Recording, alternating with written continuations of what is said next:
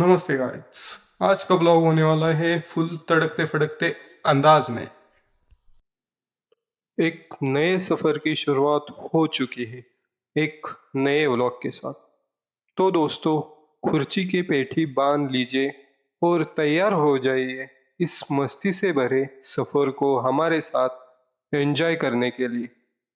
हम अपने मंजिल की तरफ बढ़ ही रहे थे कि तभी रास्ते में एक रिवर दिखी।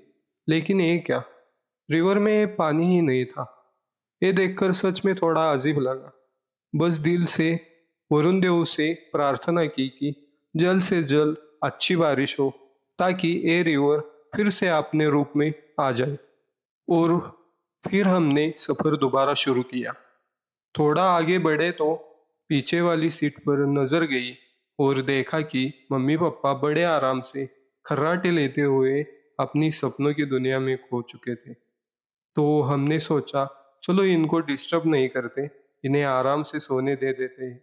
अब सफर चल ही रहा था कि अचानक मेरे पेट के चूहों ने आंदोलन शुरू कर दिया।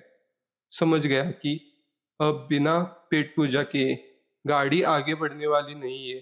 तो फिर क्या, रास्ते में एक छोटी सी होटल पर गाड़ी रोकी और सीधा निकल पड़े पेट पूजा करने।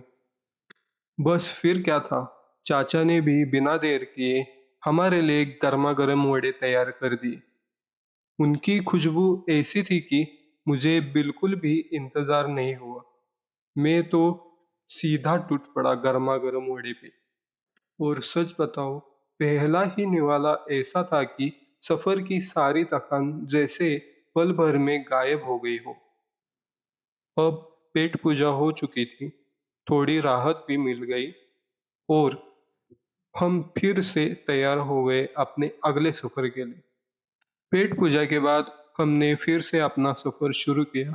अब हम मेन रोड छोड़कर गांव के रास्तों की तरफ मुड़ने वाले थे।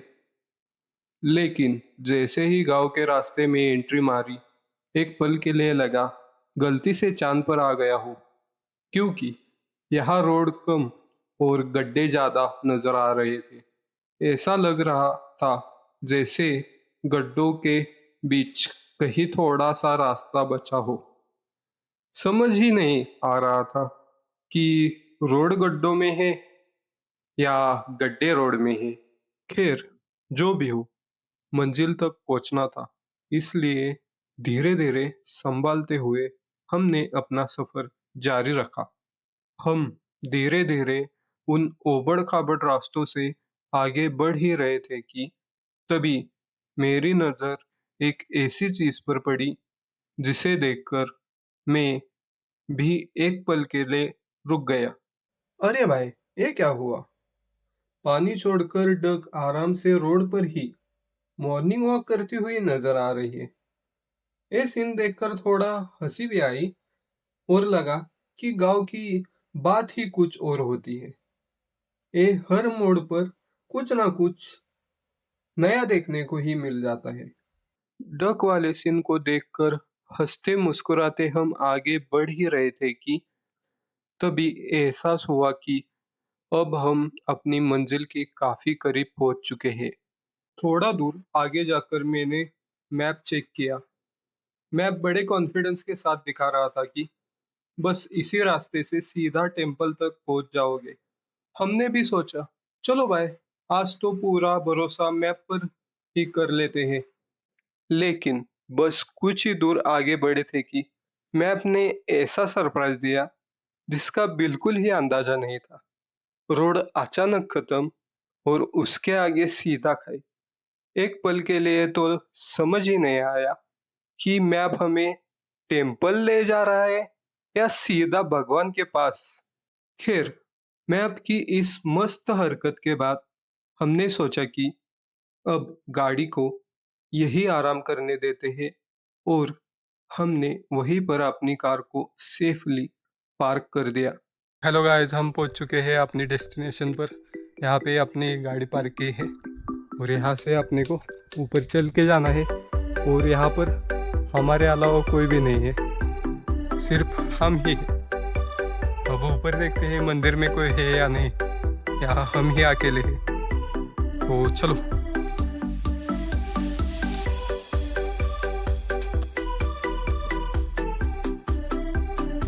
सारी सीढ़ियाँ चढ़ के जानी है यहाँ से। और ये रही आपकी कार, और ये रही हमारे 2 डोले, उसके पीछे तीसरा डोला। ये देखो पूरा बढ़िया नेचर है।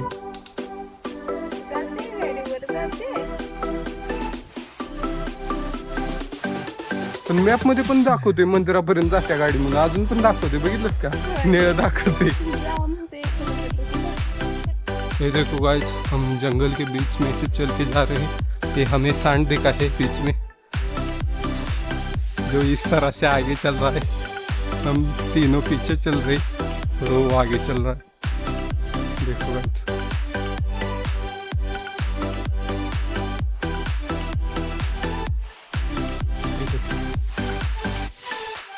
पूरी हरियाली है यहाँ पे और एक सुकून भरी शांतता है यहाँ पे।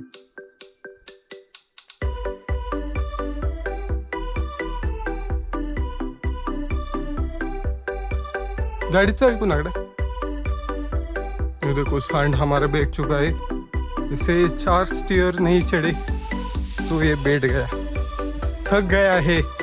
छोटा हाथ है हमारा। ये देखो गाइस, अलग टाइप का पेड़ जिसपे कांटे भी है और ये कुछ XYZ है।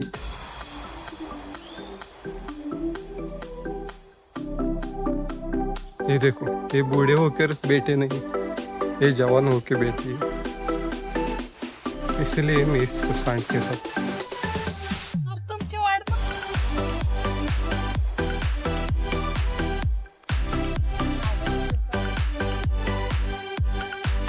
देखो गाइस, वहाँ पे मंदिर दिख रहा है, वहाँ तक जाना है।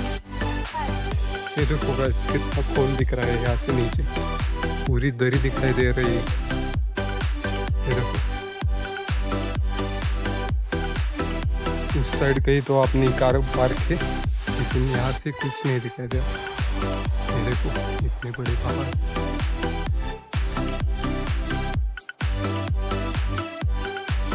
ये देखो खूबसूरत का नजारा,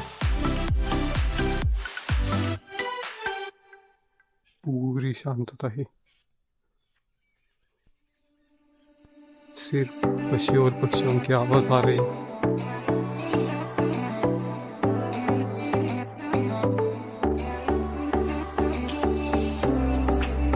ये देखो कितने बड़े पत्थर, पेड़ से सटे हुए।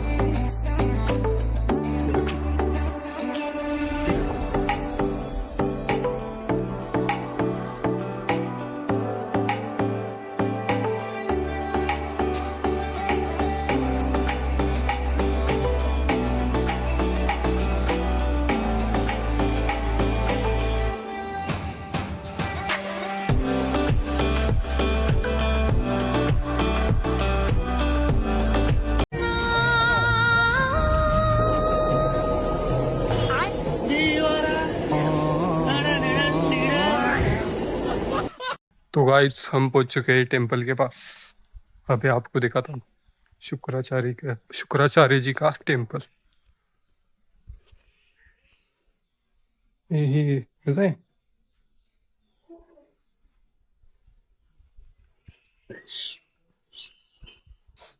ये तो महादेव जी का टेंपल है।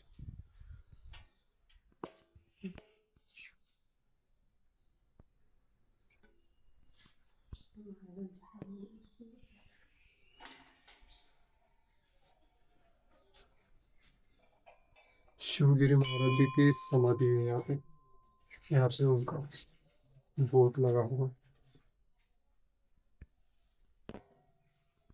ये देखो गाइस, यहाँ पे स्वयं नागराज विराजमान है यहाँ पे। ये रहे नंदी महाराज, और यहाँ पे एक गुफा है। ये जो गुफा है 1000 साल पुरानी गुफा है, तो अंदर चल के देखते हैं क्या है इस गुफा में।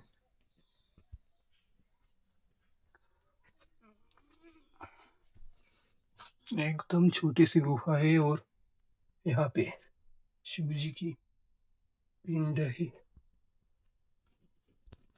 ये देखो, मैं बैठा हुआ हूँ और ये इतनी छोटी गुफा है, मैं पूरा बैठा हुआ हूँ। ये देखो गाइस, इतनी छोटी गुफा है। दिसत नाही। यहाँ पे भी एक शिव जी की पिंड है और यहाँ पे भी एक गुफा है। टॉर्च लगाता हूँ पहले।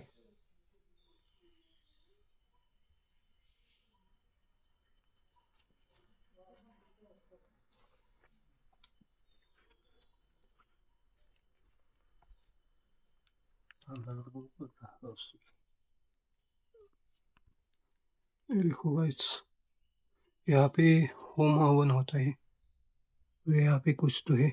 यहाँ पे होम हवन की सामग्री है और ये नीचे से कुछ इस तरह से दिखाई देते है गुफा। बीच में दरार भी है और यहाँ का माहौल पूरा ठंडा हो चुका है। बाहर जितनी भी गर्मी लग रही हो, लेकिन अंदर आने के बाद पूरा ठंडा हो चुका है माहौल। यहाँ पे पादुका है गैस, पादुका। और यहाँ पे होम हवन करने के लिए एक यज्ञ कुंड है और बैठने के लिए चटाई डाल रखी है।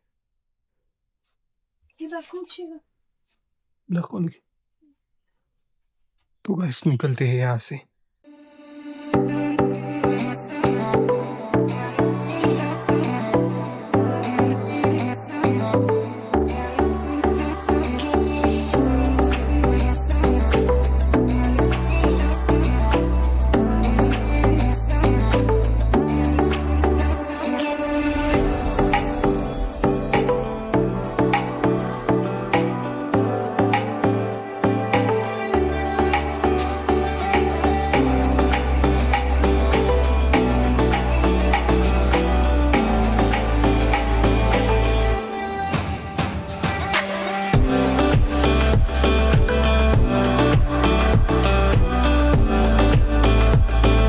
एक कुंड है पानी से भरा हुआ और यहाँ से पानी आ रहा है। कुछ शिव जी रात को नंदी के मुख से पानी आ रहा है रात को।